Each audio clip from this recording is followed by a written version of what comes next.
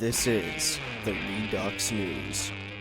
A daring operation to capture one of Mexico's most powerful drug lords failed disastrously when armed cartel members launched a deadly counterattack, laying siege to the northern city of Culiacán and taking several security officers hostage. Now, authorities on Thursday briefly detained Ovidio Guzman Lopez, a leader of the powerful Sinaloa cartel and the son of a notorious drug boss, El Chapo. But they ultimately freed him and retreated, a move Mexico's leaders defended as necessary to save lives. Now, at least 8 people died in a series of gun battles across the city, including 1 civilian, 1 member of the National Guard, and 5 attackers. At least 16 people were injured. Now, in a surreal turn of events that further shamed the government, lawyers for the Guzman family held a televised news conference Friday afternoon in which they thanked the Mexican president, Andrés Manuel López Obrador, for freeing the cartel boss. Now, as anger flared over Thursday's failed operation, officials insisted that the state did not collude with criminals and maintained its ability to confront organized crime.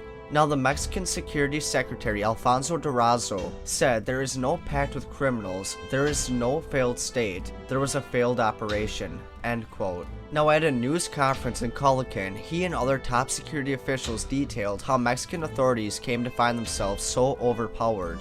Now, the Defense Secretary Luis Crescencio Sandoval said members of the Army and the newly formed National Guard were seeking to execute an extradition arrest warrant for Guzman that was issued by a federal judge in the United States. Now, if you're new to the channel, don't forget to subscribe and show your support. Also, at the end of this video, I will be showing you guys live feed of exactly what has happened in Mexico. Now, the events were set in motion about 2:45 p.m. Thursday when a convoy of military vehicles carrying more than 24 security agents arrived at a home in an upscale neighborhood where Guzman was staying, Durazo said. Now, they were fired upon and authorities shot back, taking control of the house with the 4 occupants inside, including 28-year-old Guzman. Now, moments later, Guzman's defenders arrived and surrounded the house with a greater force, Durazo said.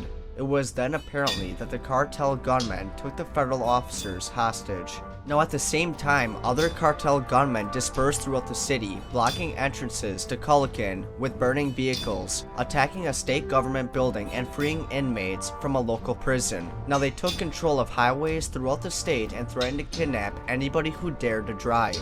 Now, panicked civilians caught in the crossfire took shelter wherever they could. Now, by 5:30 p.m., Mexico's security cabinet members decided to call off the operation. Durazo said the decision was made with the goal of safeguarding the well-being and tranquility of Culiacán. Now, López Obrador said Friday that he supported the move. Quote, "The capture of one criminal cannot be worth more than the lives of people," he said. The armed response to the government operation had been very violent and put many lives at risk, he added. But many Mexicans were horrified that federal troops had been so easily outmuscled. Now, many of the bystanders were stunned by the speed and coordination with which the heavily armed gangsters took the streets. Now, the combatants seized and set fire to dozens of vehicles while convoys of cartel pickup trucks patrolled the city center, at least one of them mounted with a .50 caliber machine gun. Now, Falco Ernest, a Mexico researcher with the nonprofit International Crisis Group, said the chaos in Culiacán, quote, "sets a highly dangerous precedent. The message is the Mexican government is not in control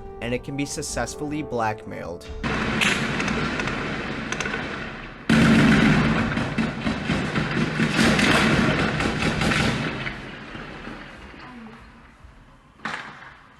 Se identificó a uno de ellos como Ovidio Guzmán López. Lo anterior generó que varios grupos de la delincuencia organizada rodearan la vivienda con una fuerza mayor a la de la patrulla.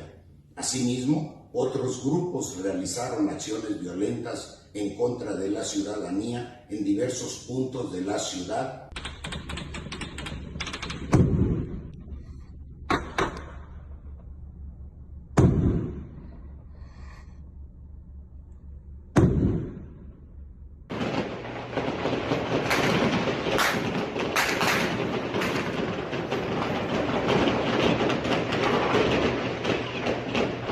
Funcionarios del Gabinete de Seguridad acordamos suspender dichas acciones. Igualmente, tomamos la decisión de trasladarnos a la ciudad de Culiacán para conducir personalmente las acciones correspondientes.